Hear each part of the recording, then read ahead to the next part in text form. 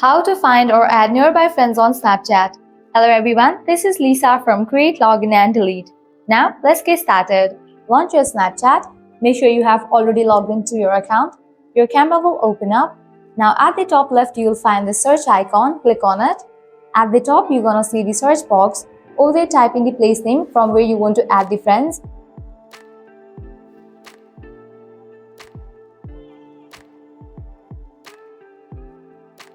With that, different place options will appear. Go ahead and click on any of these. After you open it, map will open up. Likewise, at the bottom, you're going to find different snaps from that place. You can go ahead and open any of these snaps. Then click on these three dots. You'll find the creator name. You can click on add. You can apply the same process. You can just go ahead and open any of these snaps. Then click on three dots and click on add. This way you can easily find or add nearby friends on Snapchat. By applying the same process, you can search for any of the place and add from that place. Well, that's all for this video. I hope now you guys are clear about how to find and add nearby friends on Snapchat.